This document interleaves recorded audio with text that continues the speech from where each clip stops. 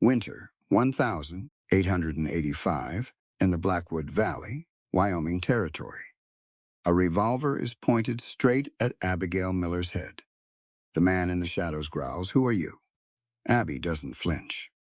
She reaches up, pushes the barrel aside with 2 fingers, her eyes never leaving the seizing infant in the crib. Cast off by her own husband, branded a barren woman by an entire town, she believed no man would ever choose her again. But fate led her to the doorstep of a hardened cowboy, a man carrying the scar of his own broken past on his face. Can love survive the frozen heart of Wyoming? Don't miss it. Hit follow now to discover Abby's journey. In No Man Would Ever Choose Me, the wind came first.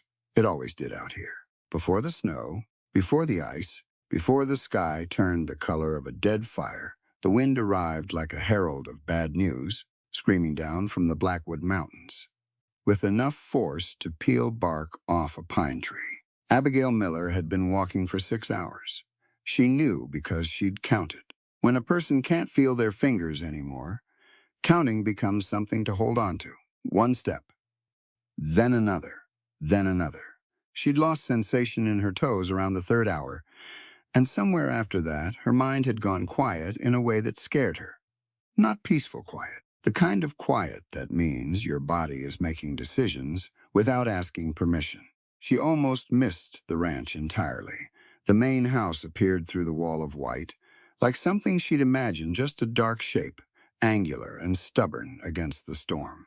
A single light burned in the window. She fixed her eyes on it and walked toward it the way a drowning person swims toward a boat, not graceful, just desperate and deliberate. The porch steps nearly took her down. Her boot caught the edge, and she caught herself on the railing, her frozen fingers scraping uselessly against the wood. She stood there a moment, breathing hard, snowflakes crusting her eyelashes. She raised her fist and knocked. Nothing. She knocked again, harder, until the force of it rattled the door in its frame. Footsteps. Heavy ones.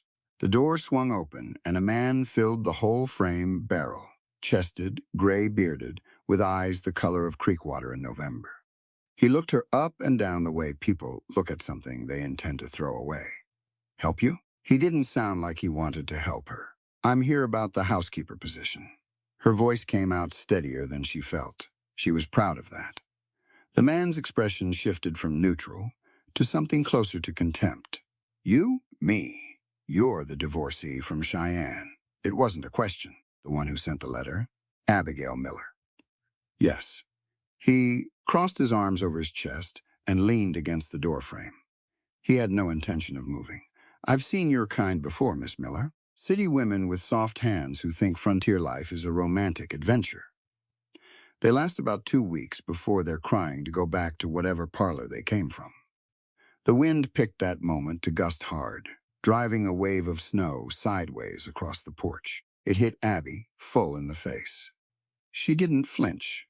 "My hands aren't soft," she said, "and I'm not going anywhere.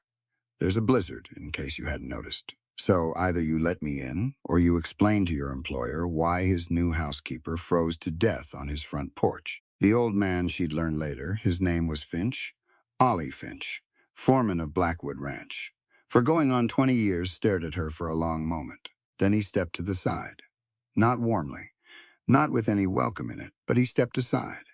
Abby walked in. The main room was large and mostly dark. A fire burned low in the hearth, not well tended. The kind of fire a person builds when they're too tired to care whether it lasts the night. There was a table covered in papers, an oil lamp burning itself down to almost nothing, muddy boots by the door, a rifle leaned against the wall, and a man slumped in a wooden chair beside a crib. He was big. Even slumped and unconscious, she could see that. Broad shoulders under a flannel shirt that had seen better days. Dark hair, maybe a week past, needing a cut. A scar ran from just below his left eye, down to the corner of his jaw, deep and old and honest. The kind you get from something that nearly killed you. His head had dropped forward onto his chest. He was out cold. Abby didn't look at him long. Her attention went to the crib. She crossed the room in 4 steps and looked down at the baby inside. The child was 9 months old, maybe. Small even for that age. Her face was flushed a deep, dangerous red, not the round-cheeked red of a healthy infant in cold weather, but something hotter, something wrong. A rash had spread across her neck and chest, the skin rough and peeling at the edges. The baby's eyes were closed, but her small body was moving, trembling, her tiny hands curling and uncurling in a way that was not sleep. That was a seizure working its way through her. Abby had seen scarlet fever before. She'd seen it take children faster than parents could pray. What in the Finch started? She was already moving. She shed her frozen coat and let it drop to the floor. She pulled her traveling bag off her shoulder, set it on the table, and had it open before Finch could finish his sentence. I need cold water, clean, and cloth cotton if you have it, linen if you don't. She was pulling small paper-wrapped bundles from her bag as she spoke, and get that fire built up. The room needs to be warm, but not hot. There's a difference. Now wait, just a minute. You can't come in here and start ordering. The baby convulsed harder. Finch went to get the water. The man in the chair jolted awake at the sound of Abby's voice, some survival instinct, dragging him up out of exhaustion before his mind had fully caught up. His hand went to his hip. There was a revolver there, and it was in his hand. In less than a second, the barrel pointed directly at Abby's head. She looked at him over her shoulder. He was awake now, fully, his eyes sharp and dark and wildly alert. He didn't look like a man who made mistakes with that weapon. Abby reached up, put 2 fingers on the barrel, and pushed it aside. Your daughter is having a fever seizure, she said, turning back to the crib. You can shoot me after if you want, but right now I need you to hold her still, gently. Just enough that she doesn't hurt herself. A long silence. Then the man stood up and came to the crib. He moved carefully, she noticed. Carefully for a man that size. He reached down with those calloused hands. Hands that had clearly spent years throwing rope and hauling fence posts and doing all the brutal work the land demanded. And he held his daughter with a gentleness that struck Abby somewhere she wasn't expecting. She worked through the night, cold compresses applied in intervals to bring the fever down gradually, not all at once. A yarrow and elderberry preparation she'd learned from a Shoshone woman in her first year out west, dissolved into warm water and administered in tiny amounts with a cloth. The rash she recognized and treated with a poultice of plantain leaf and cool rendered tallow. She sat beside that crib, and she did not stop. Not when her back ached, not when her own hands started shaking from cold and exhaustion. Not when Colt Callahan stood over her like a shadow, watching her with those dark, unreadable eyes. She didn't explain herself to him. There was no time for that. She just worked. Somewhere past midnight, the baby's shaking stopped. The red in her cheeks faded from dangerous to merely flushed. Her breathing, which had been shallow and fast, slowed to something that sounded like sleep, real sleep. Abby sat back in her chair and pressed her hands flat against her thighs. She was so tired she could feel it in her back teeth. Colt Callahan crouched down beside the crib. He put one finger in his daughter's palm. The baby's hand closed around it reflexively, that small and perfect grip that infants have. He stayed there a moment, perfectly still, just watching her breathe. When he stood and looked at Abby, something in his face had changed. Not softened exactly. Men like him didn't soften quickly, but the hard suspicion that had been there when he pointed the gun at her that was gone. She going to be all right? His voice was low and rough, like it hadn't been used much recently. The fever broke. The worst is past. Abby met his eyes. She'll need monitoring for the next few days, and the rash will take time to heal. But yes, I believe she'll be all right.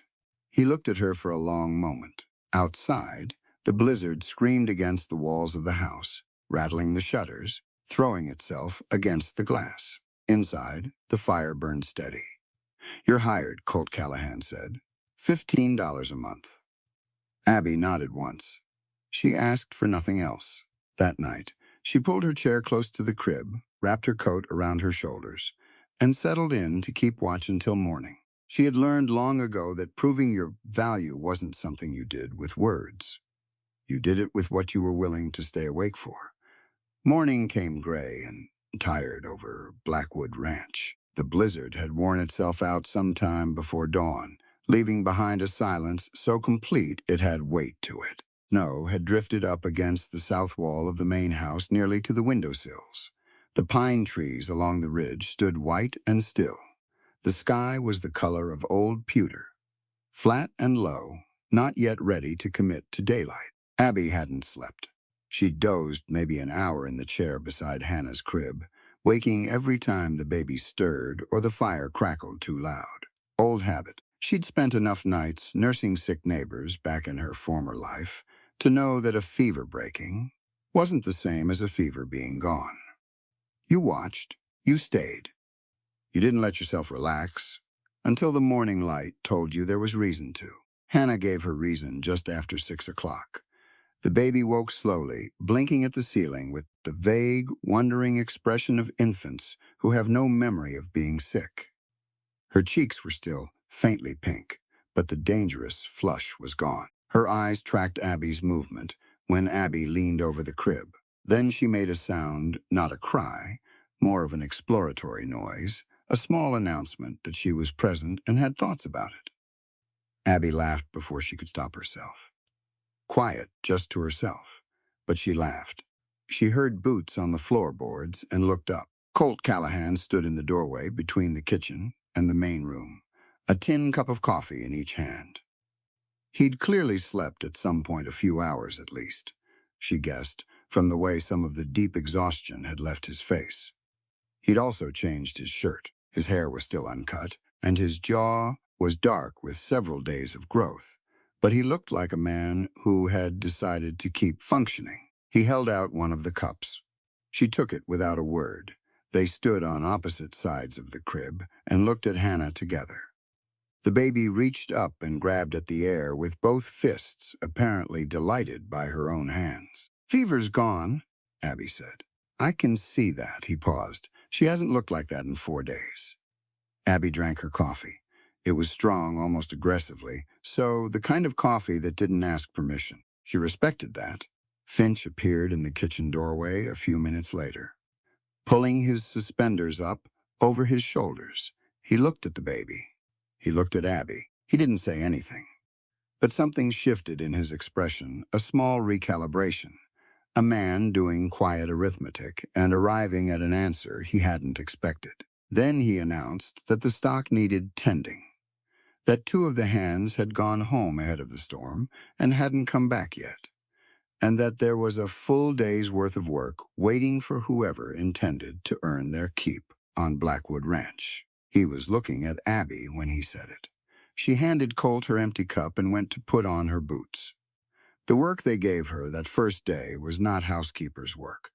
That became clear within the first hour. Finch set her to hauling water from the pump to the horse troughs bucket by bucket, through knee-deep snow, back and forth across the yard. The buckets were heavy. The snow was soft and treacherous underfoot. The pump handle was stiff with cold and required real force to work. The 2 ranch hands who'd survived the storm and shown up for duty, a young one named Pete and an older one everyone called Dutch, watched her from the fence line with the careful attention of men waiting to see something fail. She didn't fail. She hauled water until the troughs were full. Then Finch pointed her at the hay bales stacked at the back of the main barn and told her the horses needed feeding.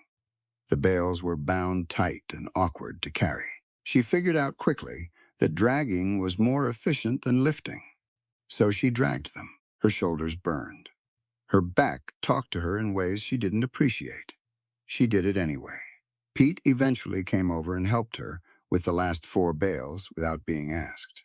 He didn't say anything when he did it. He just grabbed an end. She nodded at him. That was enough. By mid-morning, her arms felt like wet rope. She was pretty sure she had a blister forming on her right palm. She went back to the main house to check on Hannah, changed the baby's dressing on a small abrasion on her arm, refreshed the poultice on the rash, and then went back outside. That was when it happened. She heard the horse before she heard Finch. A sharp, explosive sound, a hoof striking wood, a man's startled shout, cut short. And then Dutch was running toward the far end of the barn, yelling for someone to come. Come now. The old man was down. Abby ran. She found Finch on the ground in the last stall, a big roan gelding dancing sideways above him, whites showing in its eyes. The horse had caught him square, on the outside of his left leg. She could see that immediately from the angle of it, and the way Finch was gripping his thigh, his face the color of old ash. Get back, she said to Dutch and Pete, who were hovering uselessly in the stall entrance. She got the horse settled first.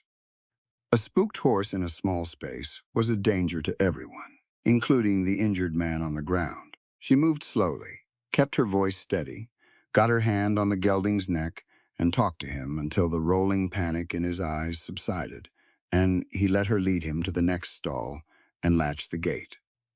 Then she went back to Finch. He was conscious, which was good, furious, which was also a good sign.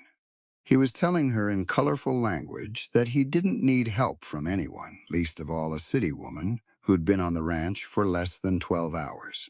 She ignored all of it with the practiced calm of someone who had learned that people in pain say things that have nothing to do with what they actually mean. She cut his trouser leg with her belt knife. The wound was bad, a deep laceration, maybe 4 inches long, from a poorly trimmed horseshoe edge. Already swelling, already showing the pink heat that preceded infection. She'd seen wounds like this go wrong fast, especially in cold and dirty conditions. This needs to be cleaned and stitched, she said. I've had worse, I'm sure you have. This one still needs stitching. She looked up at Dutch and Pete, who were standing at the stall entrance, watching with expressions somewhere between impressed and horrified. I need clean water. The hottest you can get it fast. And whiskey, if there is any. And a clean cloth, not a barn rag. Something that hasn't been used for anything. Pete went at a run. She cleaned the wound thoroughly, which Finch bore with clenched teeth and a white-knuckled grip on the stall post. She sutured it with the small curved needle and waxed thread. She kept in her medical kit 8 stitches, even and tight, and dressed it with a clean poultice of calendula and raw honey to fight infection. Then wrapped it firmly with linen bandaging. She worked with quiet efficiency. No dramatics, no reassurances, she didn't mean. Just competence applied directly to the problem in front of her. When she was done, she sat back on her heels and looked at Finch. He was staring at her with an expression she couldn't quite name. Not grateful. Not quite. More like a man reassessing a situation he thought he'd already understood. After a moment, he said, I figured a town woman only knew how to needlepoint. His voice had lost its sneer. It wasn't warm. Finch didn't seem built for warm, but the contempt was gone from it, replaced by something more honest. Abby held his gaze and answered him directly. Labor and survival. Don't know the difference between a man and a woman. Finch. On this land, there are only those who work and those who sit idle. He looked at her a moment longer. Then he gave a single short nod, the kind of nod that means more than most speeches. Pete and Dutch had heard every word, she knew, because she saw them exchange a glance, not the amused, waiting for failure glance from earlier, but something different, a quiet adjustment, an acknowledgement. Dutch reached up and touched the brim of his hat. It was a small gesture. On Blackwood Ranch, she was starting to understand, small gestures carried a lot of weight. She helped Finch to his feet and got him situated in the bunkhouse, with his leg elevated and clear instructions for the next 3 days. He accepted the instructions without argument, which told her the pain was worse than he was letting on. She said she'd check the wound in the morning, he grunted, which she took as agreement. On her way back to the main house, she passed the corner of the barn where Colt Callahan was standing. He'd been there a while, she suspected, from the way the snow around his boots was pressed flat. He'd seen at least the last part of what happened, maybe more. He didn't say anything. He just watched her walk past. But there was something in his face that hadn't been there that morning. Not the cautious gratitude of a man whose daughter had been saved. Something more considered than that. Something more like respect. That evening, with Hannah sleeping and the ranch settling into nighttime quiet, Abby ate supper at the kitchen table alone and thought about what it meant to earn a place somewhere. Not to be given it, not to claim it, to earn it. She decided it was the only kind of belonging worth having. 3 weeks into her time at Blackwood Ranch, Abby found the ledgers. They were in the bottom drawer of the old oak desk in the corner of the main room, under a buffalo hide and 2 years of unopened mail. She found them while looking for a pen. She wasn't snooping. She'd started cataloging the household inventory at Colt's request and needed somewhere to record it. But once she had the ledgers in her hands and opened the first one, she sat down and didn't move for a long time. The ranch's accounts were a disaster. Not the ordinary kind of disaster that comes from bad luck or drought or a hard winter. This was something more deliberate. She could see it in the structure of the loan agreements tucked between the pages. The interest rate started reasonable in the first year and then changed in language. Buried 3 paragraphs deep. Language that wasn't illegal exactly, or wasn't obviously illegal, but that would require a careful reader to catch. Abby was a careful reader. The rates had been climbing, not dramatically, not all at once, but steadily, incrementally, the way rising water doesn't seem dangerous until it's at your chin. Over 2 years, Gideon Thorne, the name appeared on every document, stamped in official ink, had effectively tripled what the ranch owed while keeping the monthly payments close enough to the original amount that a man too busy keeping his land alive to scrutinize legal documents might not notice. She noticed. She sat with the ledgers until supper, then sat with them again after supper, working through the numbers with the methodical attention her father had taught her. He'd been an accountant in Ohio. Her father, a quiet man with glasses and ink-stained fingers who believed that numbers never lied if you looked at them long enough and in the right order. She'd inherited that from him, along with his stubbornness, which had not always served her well in polite society, but was proving extremely useful in Wyoming.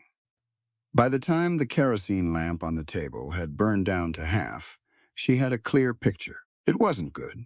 Blackwood Ranch was 18 months from foreclosure, if nothing changed. She heard the door and looked up. Colt came in from the cold, stomping snow from his boots, pulling off his heavy coat and hanging it on the hook by the door. He saw her at the desk with the ledgers spread in front of her and stopped. "What are you doing?" "Trying to understand your finances." She said it plainly, without apology. He walked to the desk slowly and looked at what she'd laid out. His expression gave almost nothing away. She'd noticed that about him, his face didn't do what most people's faces did. It didn't move to show you where he was. But he sat down in the chair across from her without telling her to put the ledgers back. That was permission, she decided. She walked him through it. She didn't cushion it or rearrange it to be less alarming. She showed him exactly what the numbers said and exactly how Thorne had structured the interest clauses to accomplish what they accomplished. Colt listened without interrupting. He was good at listening. The same quality that made his silences uncomfortable also made his attention feel complete when he gave it. When she finished, he was quiet for a moment. "I knew it was bad," he said. "Did you know how bad?" A pause. "No. Thorne isn't just a banker looking to collect a debt," she said. "He wants the spring, the water rights to your main spring, specifically. I found a letter." She slid it across the table toward him. "He's working with a railway company. If they can route the line through this valley, the water source becomes worth considerably more than the ranch itself." Colt picked up the letter and read it. His jaw tightened. "How long did you spend on this tonight?" 4 hours. Maybe 5. He set the letter down. "That wasn't part of your job." "No," she agreed. "But it needed doing." He looked at her across the table. The lamp between them threw a warm, unsteady light, and in it, his scar was less stark, a part of his face, the same as his jaw and his eyes. She'd stopped noticing it much, actually. That happened with people's faces When you spent real time around them, you stopped seeing the things that were different and started seeing the person instead. All right, he said finally. What do we do? Not a question, a statement of intent, aimed at her like she was someone who would have an answer. She pulled the ledger closest to her and turned it so they could both see it. We calculate exactly what the ranch can produce and pay in the next 12 months. Cattle head, grain output, the timber rights on the North Ridge you haven't touched yet. We find every legitimate dollar. Then we look at whether it's possible to challenge the interest clause directly, because I believe it may violate Wyoming territorial lending law, the statute that was updated in 1878. I'd need access to a law library to confirm, but the language in Thorne's contract is close enough to the illegal variety that a judge might listen. Colt leaned forward and put his forearms on the table. You know lending law? My father was an accountant. I grew up reading contracts the way other children read storybooks. She paused. I also had a great deal of time to read after my marriage ended. It turns out that being alone is useful for that. She hadn't meant to say that last part. It came out before she'd decided to say it. One of those moments when tiredness undoes the careful editing you normally apply to yourself. She looked back down at the ledger. Colt didn't push it. He just said, "Show me the numbers," and so she did. They worked for 2 hours. It was quiet work, mostly. She'd run a calculation and tell him what it meant, and he'd give her the actual figures, how many head, what they'd brought per pound at the last sale, what the timber on the North Ridge would realistically fetch, and she'd write it down and move to the next. He knew his land well, every acre, every resource, every liability. He just hadn't had the framework to see how it all fit together into a picture. And she did so. She built the framework and filled it with what he knew. Somewhere in the middle of the second hour, Hannah woke up. Not crying. Hannah didn't cry much. Abby had noticed that about her, she was a serious and watchful baby who seemed to be conducting her own careful survey of the world. Just a sound from the crib in the next room. A small, persistent noise that meant she was awake and had opinions about it. Colt got up without discussion and went to her. Abby kept writing. After a few minutes, she heard him come back to the kitchen. She heard him open the small cabinet where she kept the prepared milk. The mixture she'd shown him how to make warm cow's milk with a small addition of diluted bone broth for the minerals an infant this age needed. She heard the small sounds of him preparing it. Then a pause. Then nothing for long enough that she looked up. He was standing at the kitchen table with a small cup and a cloth-wrapped spoon in his enormous hands, looking at them with an expression of genuine uncertainty.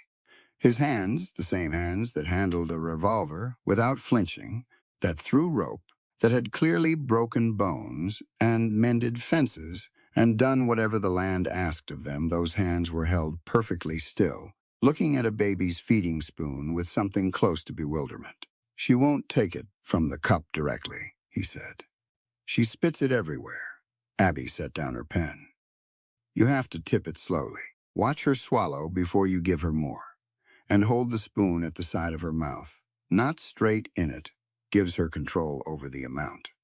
He looked at the spoon, then at her, then at the spoon again. "Show me." She got up and went to the crib with him. She guided his hands not by taking over, but by adjusting the angle, demonstrating the motion once. Then she stepped back and let him do it. He was slow about it.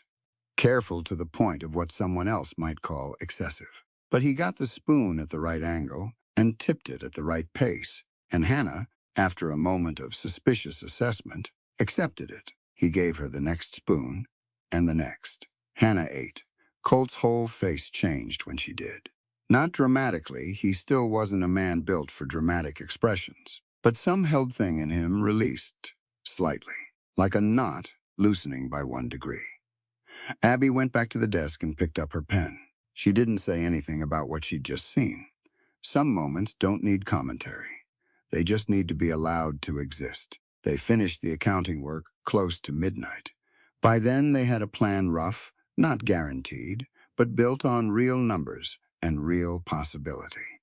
Enough to work with, enough to push against Thorne with something more than stubbornness. Colt rolled the ledger closed. He sat back and looked at the ceiling for a moment. "The ranch hasn't had order in a long time," he said. Not to her specifically, more to the room, to the air between them, since before my wife passed. It was the first time he'd mentioned her. Abby waited to see if he'd say more. He didn't. She didn't ask. "Order can be rebuilt," she said instead. "It's just accounting in the end. You find out what's there, what's owed, what's missing. Then you work from there." He looked at her across the table. The lamp had burned lower, the light warmer and smaller, the room around them dim and quiet. "You're not just a housekeeper," he said. "No," she agreed. "I'm not." She gathered the ledgers carefully, stacked them, and set them on the corner of the desk where she'd be able to find them in the morning. Then she said good night and went to her room, and Colt sat alone at the kitchen table for a long while after, looking at the space where she'd been sitting. Outside, the wind had died completely. The Wyoming night was still and cold and full of stars. The ranch was quiet in a way it hadn't been in a long time. Not empty quiet, something else. The kind of quiet that feels, for the first time in years, like it might be the beginning of something instead of the end. The carriage arrived on a Tuesday. Abby knew it was trouble before it even stopped. Regular people in this part of Wyoming didn't travel by enclosed carriage. They rode horses, or they drove plain buckboards with cracked leather seats and mud on the wheels. This carriage was different. Black lacquered wood, brass fittings on the doors, a driver up top in a wool coat that had never seen a hard day's work. It rolled up the main road to Blackwood Ranch like it owned the road and everything on either side of it, and probably the sky above it, too. Abby was on the porch, hanging Hannah's clean linens when it came. She watched it the way you watch a storm coming in from the west, not panicking, just noting it, calculating how much time you had before it arrived. Not much, as it turned out. The door swung open before the carriage fully stopped, and a man stepped out with the practiced ease of someone who had never once waited for anything or anyone. He was perhaps 50. Well-fed in the particular way that comes from years of good living, with silver hair swept back from a wide forehead and a coat that probably cost more than Pete and Dutch, made in a combined month. His boots were clean. Out here, clean boots meant a man who made other people do his walking for him. He looked at the ranch the way an appraiser looks at furniture. He intends to buy at a discount. Then he looked at Abby, and he smiled with his mouth only. "The housekeeper, I presume. Is Mr. Callahan available?" "He is," Abby said. "And you are?" The smile stayed fixed. "Gideon Thorne. I have business with the owner of this property." She'd heard that name enough times in the ledgers that seeing the face attached to it felt strange, like meeting someone you'd only read about in a book. She set down the linen she was holding and went inside to find Colt. He was in the barn with Finch, going over the state of the north fence line. When she told him Thorne was here, his face didn't change much, but his jaw set in a particular way she'd come to recognize the look of a man bracing for something he'd been expecting and hadn't been looking forward to. "Finch," he said, without looking up from the fence diagram, "get Pete and Dutch and stay close." They met Thorne in the main room. He'd let himself in, which told Abby everything she needed to know about how Thorne operated. He was standing near the fireplace when they came in, hands clasped behind his back, examining the room with that same appraiser's attention. He'd brought one of his men in with him, a big, quiet man, who stood by the door and didn't speak, and whose job was clearly not conversation. "Mr. Callahan." Thorne extended his hand. Colt shook it briefly. "Thorne, it's been some time. You're looking well, considering. Considering what?" Thorne smiled again. He was a man who used smiling the way other men used paperwork, as a way to make transactions seem more orderly than they were, considering the financial pressures you've been operating under. Which is, in fact, why I've come. I wanted to have this conversation personally, man to man, rather than through correspondence. "Have a seat," Colt said. They sat. Abby stayed standing near the desk. She'd brought the relevant ledgers with her, held against her side where Thorne couldn't see them yet.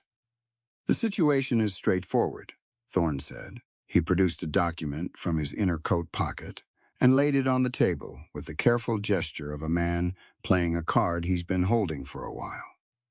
"The outstanding balance on Blackwood Ranch's primary loan is now significantly past the structured repayment timeline. With accumulated interest, the current sum due stands at—" He quoted a number that was considerably higher than what Abby had calculated from the ledgers, and per the terms of the original agreement, failure to settle within 60 days constitutes grounds for foreclosure proceedings. Colt looked at the document. His expression was flat. "Additionally," Thorne continued, smoothing his trouser knee with one hand, "I am prepared to offer a complete debt settlement in full in exchange for transfer of the water rights to the Blackwood Spring. A straightforward arrangement. You keep the land, keep the cattle operation, and walk away from the debt entirely. The spring. That was the point of all of it. The spring that fed every homestead in the lower valley. Without it, a dozen families would lose their water source, which meant losing their land. And with railway access, whoever controlled that water source controlled a great deal more than water." Colt said nothing. He was watching Thorne with dark, patient eyes. Thorne read the silence incorrectly. He leaned forward slightly, and his voice shifted, still smooth but carrying something harder underneath it, the way a river runs shallow over rock. "I want to be sensitive to your situation. A man alone, raising an infant, running a struggling operation. It's admirable, truly, but there is also the matter of your current domestic arrangement." He glanced at Abby with deliberate brevity. "A divorced woman, living in the home, unmarried to you. In the current social climate, with your custody of your daughter, potentially subject to legal review, well, a court looking at the environment in which that child is being raised might have questions." The room went quiet in a particular way. Colt's hands, resting on his knees, went still. Thorne pressed it. "I would hate for your personal circumstances to become subject to official scrutiny. A man in your position, with a child to protect, really cannot afford the attention of the family courts. The judges in this territory tend to be conservative in their views on what constitutes a fit home." He was threatening to use Hannah, using the baby as leverage to force Colt's hand on the spring rights, and dressing it up in concern. Abby had heard enough. She stepped forward and set the ledgers on the table. Thorne looked at them. Then he looked at her. The appraiser's smile didn't move, but something behind. His eyes sharpened. "Mr. Thorne," she said, "I've spent considerable time with Blackwood Ranch's financial records, including the original loan documents and all subsequent amendments. I'm not sure this concerns. The interest rate stated in the original agreement was fixed at 7% annually," she continued, as if he hadn't spoken. "The amendment added in the second year moved it to a variable rate, structured in a way that compounded quarterly rather than annually. That clause is on page 4 of the secondary agreement, in language that was deliberately placed between two sections of routine maintenance obligations, not where a borrower reviewing loan terms would naturally look for it." Thorne was very still. Under Wyoming Territorial Lending Statute, amended in 1878, variable interest rate clauses in agricultural land loans are required to be disclosed in the primary document in language of equivalent prominence to the original rate. They are not permitted to be embedded in secondary agreements without explicit signed acknowledgement from the borrower of the rate change and its compounding structure. She put her hand flat on the ledger. "Mr. Callahan never signed such an acknowledgement, which means the interest rate you've been applying for the past 14 months is not legally enforceable. The debt figure you just quoted is not. The debt figure the law recognizes." The room was very quiet. Thorne looked at her for a long moment. Then he looked at Colt. Then back at her. "I'm not sure where a housekeeper acquired her understanding of territorial lending law," he said, His voice had shed the warmth like a coat. But I'd be careful about making accusations you can't support in a court of law. I didn't make an accusation, Abby said. I described what the documents say. The accusation would be yours to answer, not mine to make. Thorne stood. He picked up his document from the table, folded it with precise movements, and replaced it in his coat pocket. His man by the door straightened up. 60 days, Thorne said to Colt, as if Abby hadn't spoken at all. The offer regarding the spring rights stands. I'd encourage you to consider it carefully. He left the way he'd come in, unhurried, deliberate, boots still clean. The carriage rolled back down the road and disappeared. Colt stood at the window and watched it go. After a moment, without turning around, he said, "You know, that's not the last of him." "I know," Abby said. "He'll come back harder." "Yes, he will." Finch, who had been standing in the kitchen doorway throughout the entire exchange, cleared his throat. "Somebody want to tell me what just happened in plain English?" "Thorne's been cheating the ranch on interest for over a year," Colt said. Abby caught it. Finch looked at her. He had the expression of a man whose arithmetic kept producing a result he hadn't anticipated. Then he turned and went back to the kitchen. And, a moment later, they heard him pouring coffee with the heavy-handed certainty of someone who needed something solid and familiar to hold on to. Colt turned from the window. He looked at Abby directly, the way he did when he was being honest, and knew it. "That was well done," he said. Simple words. She knew he meant them, precisely because they were simple. Colt Callahan was not a man who said things to fill space. Abby nodded. She started gathering the ledgers to put them back in order. "We still have 60 days to solve an actual problem," she said. "We should get back to work." The second blizzard came without much warning. The sky had been strange, all afternoon greenish at the edges, the clouds moving in a direction that didn't match the surface wind. Abby noticed it around 4 o'clock when she was bringing Hannah in from a brief spell of pale winter sun on the porch. She stood for a moment with the baby on her hip and watched the horizon and thought that the weather in Wyoming had a personality. It wasn't indifferent like Ohio weather. It was deliberate. It had intentions. By 5 o'clock, the temperature had dropped 15 degrees. By 6, the snow was coming down sideways. Colt had seen the signs, too. He'd spent the afternoon getting the main herd moved toward the lower pasture, closer to shelter, working fast with Pete and Dutch to get everyone into position before dark. But the storm came in faster than any of them expected, and when the cattle panicked as cattle will do, when the world turns white and loud and terrible, around them a portion of the herd broke through the east fence and pushed toward the box canyon at the base of the North Ridge. They reached the canyon in a full blizzard. They wouldn't come out. Abby heard Colt giving orders in the yard, his voice cutting through the wind. She went to the window. He was already on his horse, Finch beside him on the roan Pete, and Dutch mounting up. The snow was thick enough that they were half-shapes in the yard, dark against white. He looked up at the window and found her face in it. "Stay inside," he called. "Keep Hannah inside," and the door bolted. Then they were gone into the storm. The house felt very large after that. Abby built the fire up and settled Hannah with her toys in the wooden playpen near the hearth. The baby was untroubled by the howling outside she was. At the age where the world was still primarily made of whatever was immediately in front of her. And what was immediately in front of her was a carved wooden horse that she found extremely interesting. Abby set water to heat for Hannah's evening meal. She checked the window latches. She went over the accounting work she'd been preparing for a possible court challenge to Thorne's interest clauses. She was doing exactly none of those things with her full attention. Something felt wrong. She couldn't name it exactly. A prickling at the back of her neck. The way the wind changed pitch around the east wall of the house, irregular in a way that didn't match a normal storm pattern. She stood at the kitchen window and looked out at the dark and the white and saw nothing. Then she heard the horses. Not Colt's horses.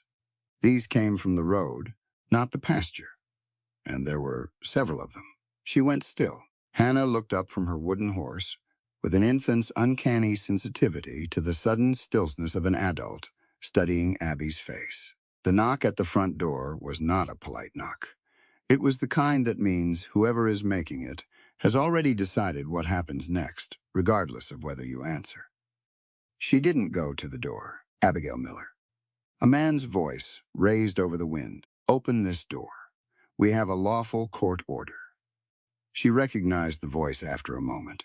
Sheriff Aldous Crane, who operated out of the county seat, and who she'd heard Colt describe with the specific brevity reserved for people you don't trust. She'd seen him once from a distance at the general store in town. A lean man with a drinker's nose, and the kind of eyes that were always calculating something private.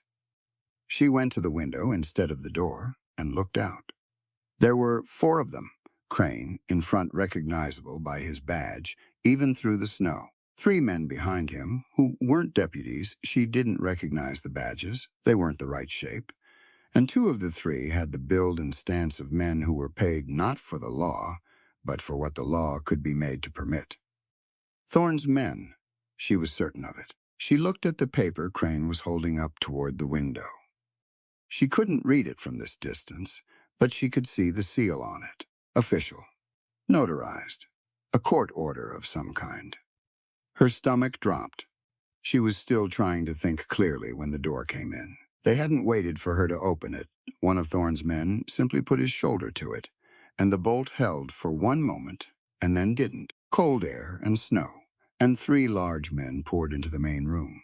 Abby put herself between them and the playpen. You have no right to enter this property by force, she said. Her voice was steady. She was working very hard to keep it that way. Whatever that order says.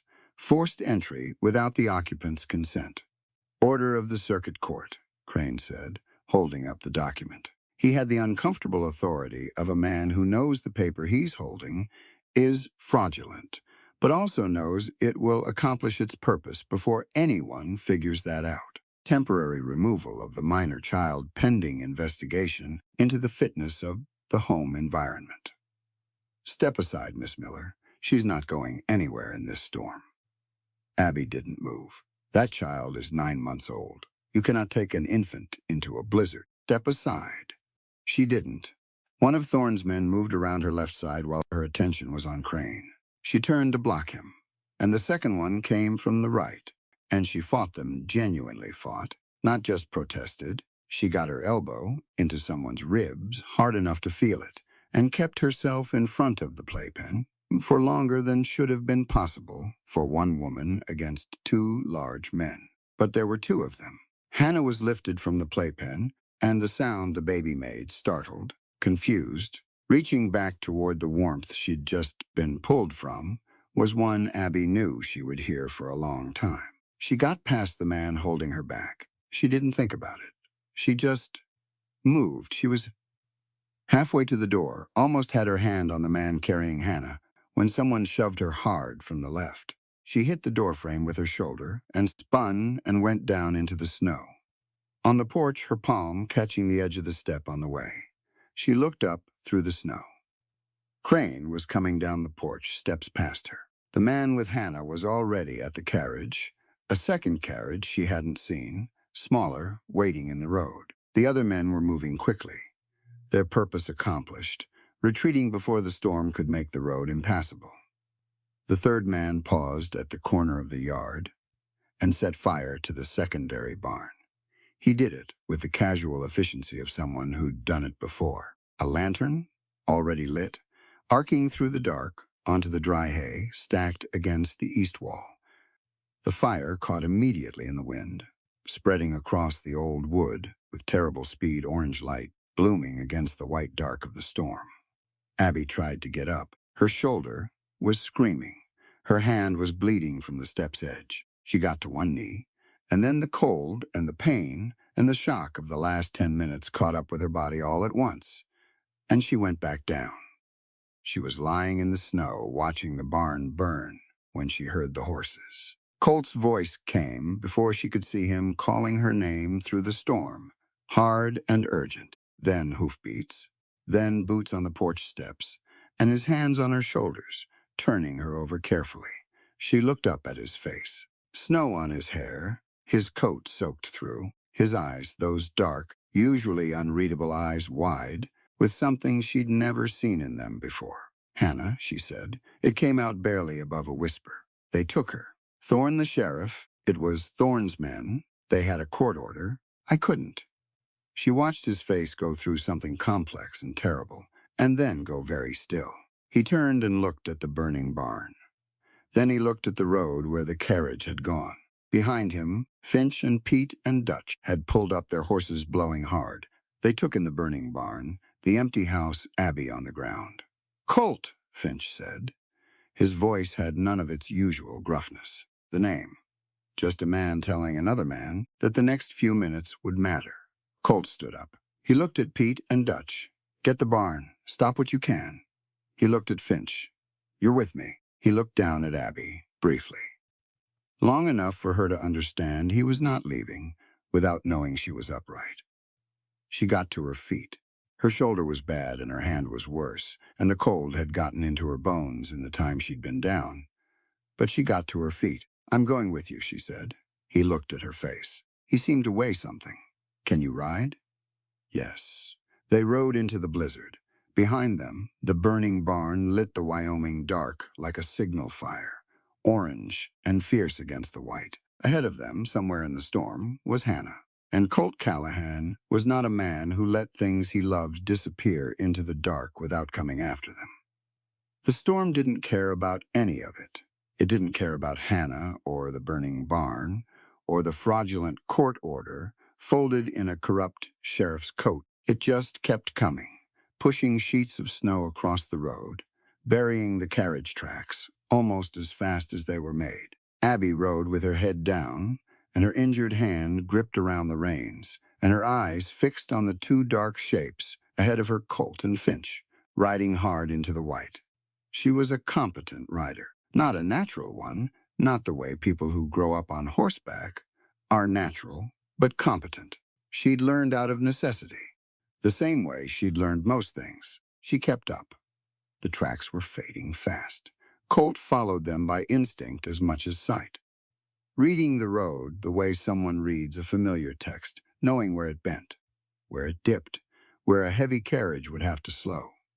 She watched him and tried to learn the logic of it. He never hesitated. Every decision was immediate and certain, the product of a man who had ridden this land in every condition it could produce. About 4 miles from the ranch, the trees thickened on both sides of the road. Finch put his hand up. They stopped. Through the sound of the wind came something else. Voices. A light through the trees, not fire, something steadier. A lantern in a window. Thorne's Way station, she'd heard it mentioned in passing a small relay point halfway between the ranch and the county seat, used primarily by Thorne's men and the rail company's surveyors who'd been moving through the area. A single building, low and solid, backing up against the tree line. Colt dismounted without a word. He handed his reins to Finch and looked at the building for a moment. Abby dismounted too. He glanced at her. He seemed about to say something, probably, something about staying with the horses. And she met his look with the specific steadiness that had stopped Finch's dismissals back in the first week. Colt closed his mouth. He gave a short nod instead. They moved through the trees on foot, staying off the road. The snow was deep here, above the knee in places, and moving quietly through it required patience and care. Colt moved with his hand near his holster, not drawing yet, just maintaining proximity to the option. The way station had 2 windows visible from this angle. Through the nearer one, Abby could see lamplight and movement. She couldn't see Hannah from here. Colt put his mouth close to her ear. "Stay low. Stay behind the woodpile until I say." She nodded. What happened next happened fast. Faster than she could have organized it into sequence. In real time, she only assembled the order of it later, sitting in the aftermath with her heart still loud in her chest. Colt came through the way station door hard. She heard it, heard the shout that followed, heard a chair go over. She went around the side of the building toward the secondary door she'd spotted from the tree line. because a building with one door is a trap, and she'd noticed there were two. She came around the corner in time to see Sheriff Crane coming out of that door fast, one hand going to his weapon. He didn't make it. She didn't have a revolver. She had something more available. The heavy iron lantern hook mounted beside the door frame, and the forward momentum of someone who had run through deep snow and arrived with considerable force. She caught his gun arm with both hands and drove it against the door frame. The revolver dropped into the snow. He turned on her, and she stepped back. He was bigger than her by a significant margin, and he knew it, and the knowing of it made him slower. He expected her to retreat further. She didn't. She grabbed the dropped revolver from the snow. There was a frozen moment where Crane looked at the weapon in her hand, and she looked at it too, both of them arriving at the same understanding simultaneously. "Go back inside," she said. "Put your hands where I can see them and go back inside." From within the building, she heard two shots in close succession, then a third, a different sound, a different caliber, then silence, then Colt's voice, "Abby." She kept the revolver on Crane and moved him back through the secondary door. Inside, the way station's main room was small and damaged and smelled of gunpowder. Colt was standing near the far wall, breathing hard, his gun still drawn. One of Thorne's men was on the floor alive, from the sound of him, but not going anywhere. Another had his hands raised against the wall, his expression the careful blankness of a man calculating how many years he was looking at. Crane, seeing his situation clearly, put his hands up without being asked a second time. And in the corner, in a wooden crate that someone had lined with blankets quickly, carelessly, the act of people who hadn't expected to be responsible for an infant and weren't comfortable with the assignment. Hannah sat upright and looked at the room with wide, dark eyes, unhurt, bewildered, deeply unimpressed with all of it. Abby crossed the room and picked her up. The baby grabbed two fistfuls of Abby's coat and held on. Abby pressed her cheek against the top of Hannah's head and stood very still for a moment, just feeling the weight and warmth of her. Behind her, she heard Colt dealing with the remaining logistics in the efficient, no-discussion manner of a man who had handled difficult situations before. Crane and the standing man were restrained. Finch came through the front door, stamping snow from his boots, took one look at the room, and produced a rope from somewhere on his person with the matter-of-fact preparedness that 20 years of ranch foreman work apparently produced. The man on the floor needed binding too, which Finch handled. It took maybe 15 minutes. Then they were outside, back in the storm, Hannah wrapped inside Abby's coat, with just her face showing, pressed against Abby's chest. The baby had not cried once through any of it. She watched everything with those serious, dark eyes.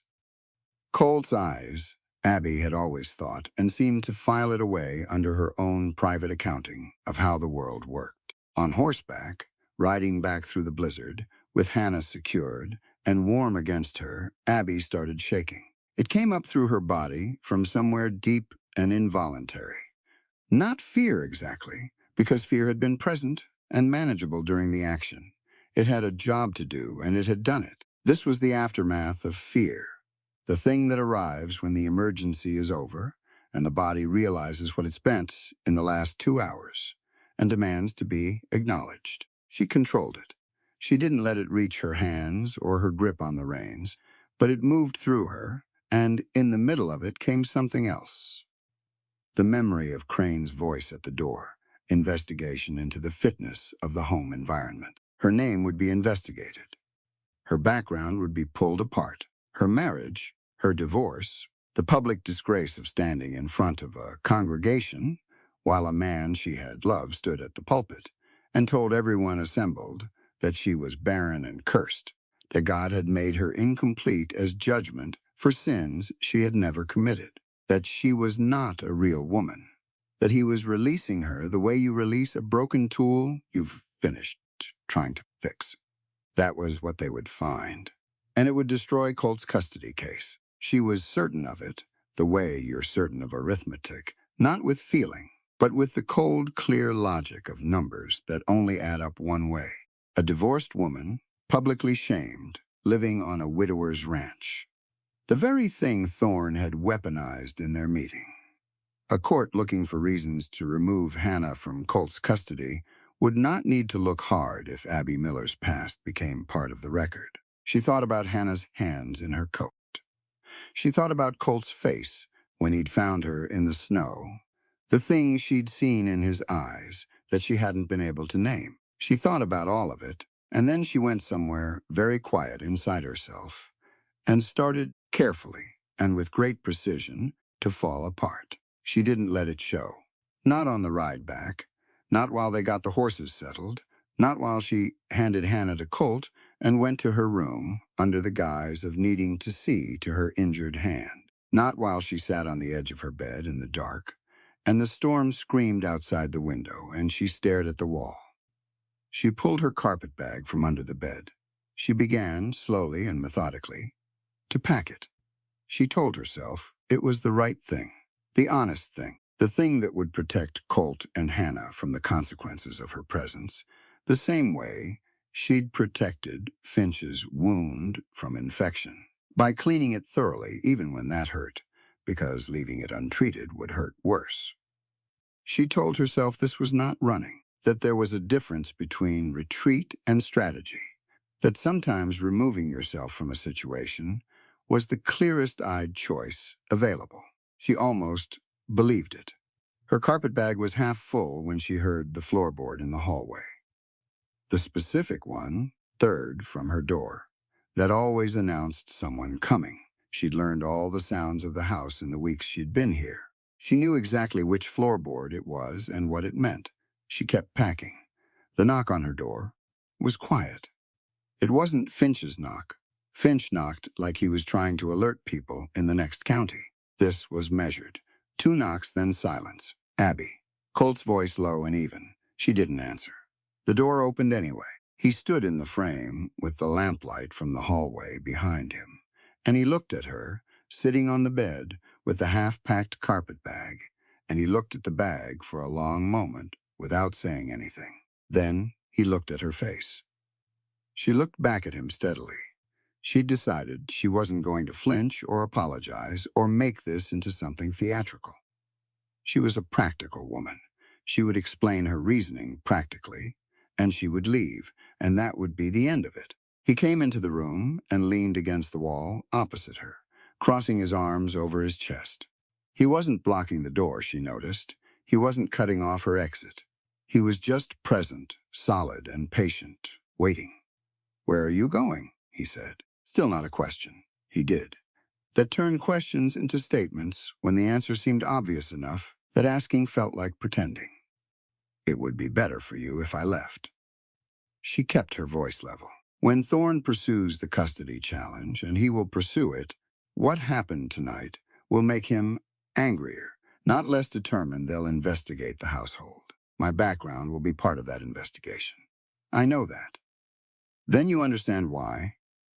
I understand why you think you should leave, he said. I don't agree with you, she stopped.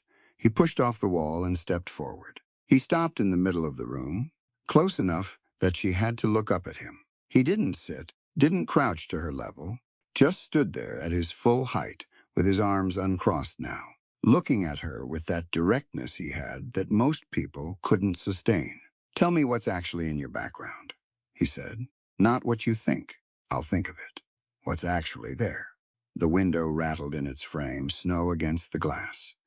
The storm was still going, still persistent, still insisting on itself. Abby looked at her hands in her lap. She'd planned to keep this short, practical. A brief statement of fact that would make her position clear and her departure logical. What came out instead was the thing she'd been carrying for 2 years without putting it down. And it came out because Colt Callahan was looking at her with the kind of attention that made continued silence feel like a lie. She wrenched her wrist free from her own grip and looked up at him. The tears came before she'd decided to let them, and she was too tired to stop them. Her voice, when it broke open, broke all the way. "You don't understand, Colt. I am a discarded woman. A broken creature who can never give you an heir. In a harsh land like Wyoming, no man would ever choose me. The room held the words after she said them. They sat there in the lamplight, ugly and honest and old, not new wounds, old ones, the kind that had scarred over wrong and ached in cold weather. She could hear what they sounded like. She could hear her ex-husband's voice in them, Reverend Harold Watts with his big Sunday voice filling the church, standing at the pulpit while she stood in the front pew, and the congregation sat behind her, and he told them all, with great scriptural authority and genuine conviction, that a woman who could not bear children was a woman whom God had found wanting, that her barrenness was not a medical fact but a moral verdict, that he had prayed over her and found no evidence of repentance sufficient to reverse her condition. She had stood there and not flinched.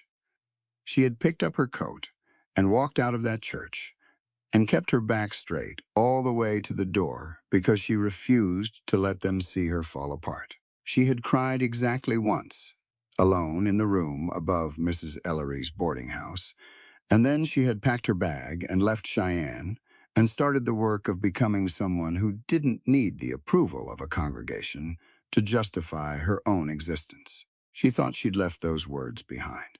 They were apparently still in her. Colt didn't say anything. Immediately, he didn't make the reflexive sounds of reassurance that people make when they don't know what else to do. She would have resented that. And somehow he knew it. He just stood there and let her finish. Let the trembling in her shoulders go through its motion and settle. Let the room absorb what she'd said. Then he stepped forward. He put his hands on her shoulders firmly, the grip of someone who intends to be heard. She looked up at his face. The scar on his jaw was close, lamplight catching the raised edge of it, and his eyes were steady and dark and completely certain. I'm not looking for a trophy woman for society to admire, Abigail. His voice was low, but it was clear, every word placed with the deliberate weight of someone saying what they mean and meaning every syllable of it. I'm looking for the woman who stood in a blizzard to save my daughter's life, the woman who bled alongside me for this ranch. If your ex-husband was too blind to see what he had, then I am a cowboy who knows the true value of a diamond in the rough. She stared at him. He held her gaze, without flinching, without qualifying, without the slight retreat men sometimes made after saying something that cost them. She had spent 2 years building the architecture of her worthlessness, reinforcing it, with each new difficulty, with each closed door, with each person who looked at her history and made her feel like something with a crack in it that reduced its value. The preacher had built the foundation of it, but she'd done plenty of the construction herself. It was a solid structure. She'd lived inside it long enough that she'd stopped questioning the walls. What Colt had just said was not a compliment. She understood that clearly. It wasn't the charming performance of a man trying to make a woman feel better. It was an argument, a counterposition. A man looking at her conclusions and telling her with complete directness that he'd arrived at a different one. She didn't know what to say. For possibly the first time in her adult life, Abigail Miller had no words. He let go of her shoulders. He stepped back. He looked at the half-packed carpet bag on the bed, and then he looked at her. And when he spoke again, his voice had shifted into the practical register. She recognized the one he used when the sentiment was finished and the plan needed discussing. I need to ask you something, he said, and I need you to think about it before you answer. She waited. Thorne's going to use every angle he has. The custody challenge, the foreclosure, whatever else his lawyers can construct. The clearest way to shut down the domestic arrangement argument, the most direct legal protection for Hannah, is if you and I are married. He said it the way he said most things, like a fence post being driven into hard ground. Solid. Necessary. This is what the situation requires, and here is how we address it. She looked at him for a long moment. You're asking me to marry you to defeat a custody challenge. I'm telling you it makes legal sense. I'm also telling you it's not the only reason I'm asking. He met her eyes. but I won't dress it up in words it doesn't need. You know this ranch. You know what it requires. And Hannah, he paused briefly. Hannah knows you. It was the most personal thing he'd said to her in weeks of close quarters and late-night accounting work. He offered it without decoration. She looked at the carpetbag. She thought about what she'd been about to do. Walking out into a blizzard toward what? Exactly. Another town? Another set of strangers. Another beginning from nothing, carrying the same old scar tissue. She thought about Hannah's hands in her coat on the ride back through the storm. She thought about the floorboard in the hallway, the one she'd learned to recognize. The specific sound of this house. At night. The lamp on the desk. The ledgers they'd filled in together. Finch's nod. Dutch's hat brim. Hannah eating from a spoon held in hands that had stopped trembling. If I stay, she said slowly, I stay on my own terms. Not as a convenience, and not as a legal strategy dressed up as something else. If we do this, we do it honestly, or we don't do it. Colt nodded. That's the only way I'd want it. She reached into the carpetbag and took out the folded dress she'd just packed. She set it on the bed beside her. She didn't say yes out loud. She didn't need to. They were both practical people. They understood the shape of a decision when it was made. He turned and walked to the door. In the frame, he paused without turning around. Be ready at first light, he said. The road to the courthouse clears fast after a storm. Snow drains south on that stretch.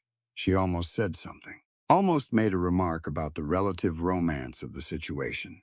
Courthouse at first light in post-blizzard conditions. Instead, she looked at the window and the dark and the snow and thought about the morning. I'll be ready, she said. He left. The floorboard announced his departure. His footsteps moved down the hall, and she listened to them fade. She sat for a while in the quiet, her hand still resting on the folded dress beside her, the carpetbag half full in front of her. Then she began, methodically and without hurry, to unpack it. Colt didn't say anything for a moment. He just stood there in the low lamplight, with his hands still on her shoulders, and Abby watched something move behind his eyes, something that looked like a man deciding to say a thing he'd never said out loud before. Then he stepped closer. He reached up and took her chin gently, tilting her face so she had no choice but to look at him, at the scar running down from his eye to his jaw, at the years carved into his face by grief and work, and a kind of loneliness she recognized because she carried her own version of it. Look at me, he said. Really, look. She did. You see this? He touched the scar with 2 fingers. My wife used to say it was the ugliest thing she'd ever seen on a man. Said it right to my face. More than once. Back before she passed. I carried that a long while. Figured she was right. Figured any woman who looked at me close enough would see the same thing. Abby didn't move, didn't speak. She'd learned by now that Colt Callahan needed room to finish a thought once he started one. Then you walked in out of a blizzard, half frozen to death, and you didn't even blink at it, he said. You looked past it before you even knew my name. You looked at Hannah instead. You looked at what needed doing.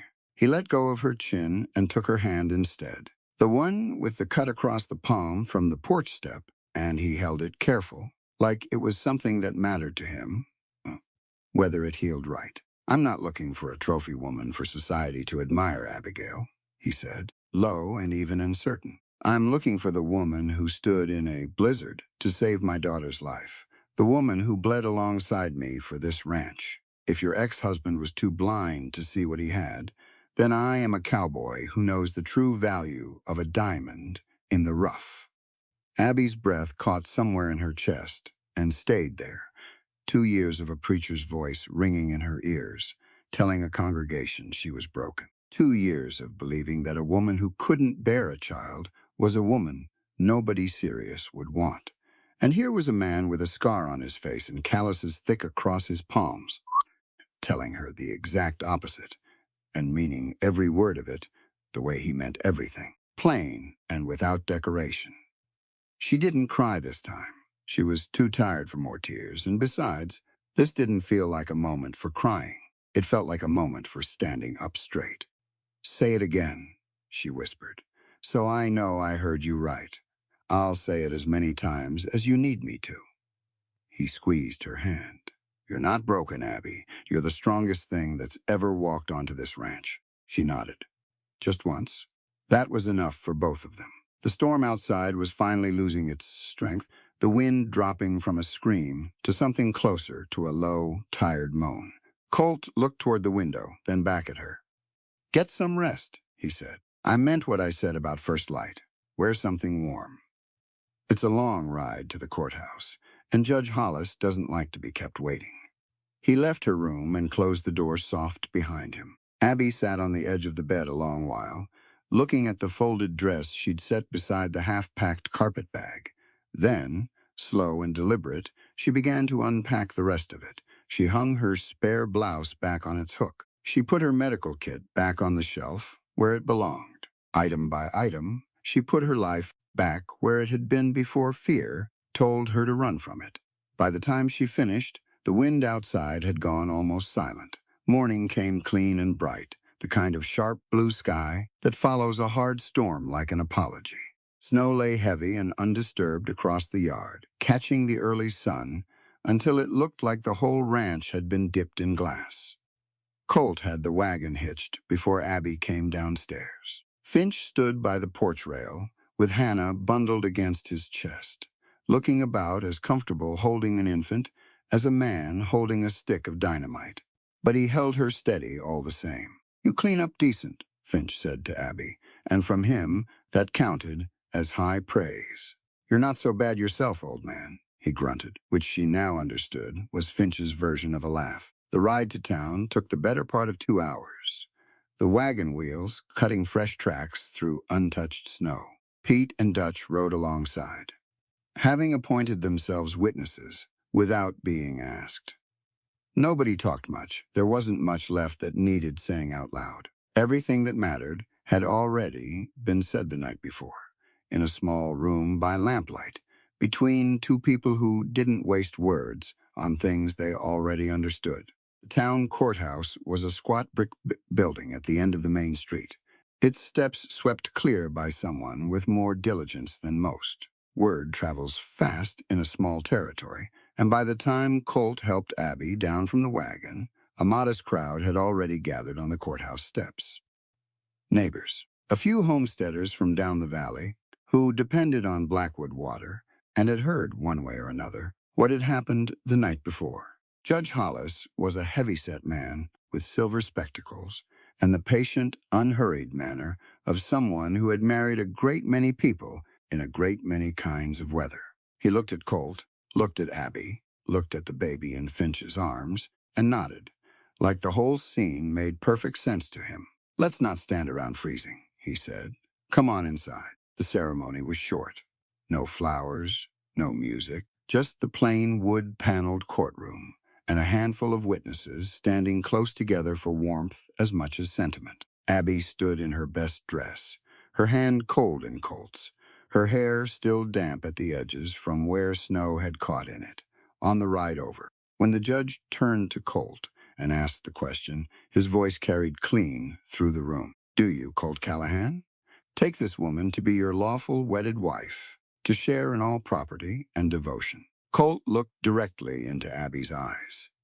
He didn't hesitate. He didn't glance away toward the window or the crowd or anything else in the room. He looked at her like she was the only fixed point in it. I do, he said, clear and loud enough that it echoed off the back wall. Abby felt something settle deep and quiet inside her, something that had been unsteady for 2 long years, finally finding solid ground. She said her own vow a moment later, her voice steadier than she expected it to be. When the judge pronounced them married, Hannah, still riding on Finch's hip, let out a small, delighted shriek at the sound of everyone in the room clapping, as though she'd understood the whole thing was for her benefit. Colt kissed his wife once, brief and certain, in front of God and Judge Hollis and half the valley. It wasn't romance the way books wrote it. There were no roses, no violins, just 2 tired, practical people standing in a cold courtroom, choosing each other in daylight after choosing each other in the dark the night before. Outside, The sun had climbed higher, and the snow on the courthouse steps had already begun to melt at the edges. Thorne came back within the week, and he did not come alone. He arrived with 3 attorneys in matching black coats, their carriage trailed by a fourth carrying stacks of legal paper thick enough to build a fence with. He'd requested an emergency hearing before Judge Hollis, and the request had been granted, because in the eyes of the territorial court, a wealthy banker's petition moved faster than a rancher's did. The courtroom was packed by the time Abby and Colt arrived. Word of the fire, the kidnapping, and the hasty marriage had spread through the valley like water, finding every crack in dry ground. Homesteaders filled the benches. Pete and Dutch stood near the back, arms crossed, looking like men prepared to make trouble if trouble was called for. Finch sat in the front row in a stiff collar that clearly hadn't seen daylight in years, holding Hannah on his knee with the grim determination of a soldier holding a post. Thorne's lead attorney rose first. He was a thin, precise man with a voice made for reciting statutes. Your Honor, we petition this court to annul the marriage entered into between Mr. Callahan and Miss Miller on grounds that it constitutes a fraudulent arrangement entered into under duress for the sole purpose of evading legitimate debt collection and retaining custody of the minor child in question. Judge Hollis peered over his spectacles. That's a serious accusation, Counselor. We believe the evidence supports it, Your Honor. Thorne sat with his hands folded, watching the proceedings with the calm satisfaction of a man who believed the outcome was already decided in his favor. Abby stood. Your Honor, if it pleases the court, I'd like to take the stand. The judge waved her forward. She walked to the witness chair with her back straight and her chin level, the same way she'd walked out of a church 2 years ago with an entire congregation watching her be cast out. This time, she wasn't leaving anything. She carried with her a leather satchel, and from it, she produced 2 things. The first was the marriage certificate, signed and sealed. The second was a thick, carefully organized journal, its pages filled with her own precise handwriting, dates and figures recorded in neat columns going back weeks. This is my financial ledger for Blackwood Ranch, she said, kept according to territorial accounting standards, cross-referenced against the original loan documents provided by Mr. Thorne's bank. She opened it to a marked page. It shows in detail the exact date the interest structure was altered, the specific clause under which it was buried, and the absence of any signed acknowledgement from Mr. Callahan authorizing that change. This is a clear and provable violation of the 1878 Territorial Lending Statute. A murmur ran through the courtroom. Furthermore, Abby continued, turning to another marked section, this journal documents the medical condition of Hannah Callahan on the night she was forcibly removed from this home by Sheriff Aldous Crane under a court order later confirmed to be fraudulent. It records her age, her recent recovery from scarlet fever, and the freezing conditions under which she was transported without proper clothing or care. I would ask the court to weigh which party in this room has actually endangered that child's welfare. Thorne's attorney rose. Your Honor, this is a housekeeper's diary, not a legal document. It's kept to the same standard as any bank's own books. Counselor, Abby said, before the judge could respond. I'd invite you to find the error in it if you can. Nobody could. Judge Hollis studied the ledger for a long silent while, flipping through pages, occasionally pausing to compare figures against the loan documents Thorne's own attorneys had submitted as evidence. The courtroom waited, somewhere in the back. Hannah made one of her small announcing noises, and a ripple of quiet laughter moved through the room before it settled again. Finally, the judge set the ledger down. Mr. Thorne, he said, old Ollie Finch, is he present? Finch stood awkward in his stiff collar, still holding Hannah. Foreman of Blackwood Ranch for 20 years, Finch said, before anyone asked. I'll tell this court plain. That woman there is the true mistress of Blackwood. Saved my leg. Saved that baby's life twice over now. If Thorne's lawyers want to call her a fraud, They can come out to the ranch and say it to my face. Pete and Dutch, from the back, nodded along like a matched pair. Judge Hollis removed his spectacles and cleaned them slowly, the way a man does when he's already made up his mind and is simply deciding how to phrase it. This court exists to uphold justice and human rights, he said, not to serve as a weapon for wealthy men to crush motherly devotion and honest labor. He turned to Thorne. The petition for annulment is denied. The marriage stands as lawful. Furthermore, based on the documented evidence of predatory interest manipulation, in clear violation of territorial statute, I am ordering Gideon Thorne's bank to recalculate the Callahan debt at the original contracted rate, and I am levying a substantial fine against Mr. Thorne personally for fraudulent lending practices and for his role in orchestrating an unlawful seizure of a minor child under false legal pretense. The courtroom broke into noise. Thorne sat very still, his face gone the color of old paper, while his attorneys leaned close and spoke to him in urgent, useless whispers. He stood eventually, buttoned his coat with hands that weren't quite steady, and looked once at Abby. "This isn't finished," he said, though there was nothing left behind the words but air. "I believe it is," Judge Hollis said mildly, and banged his gavel. Colt crossed the room and took Abby's hand as she stepped down from the witness chair. He didn't say anything grand. He just held her hand tight and looked at her the way he'd looked at her.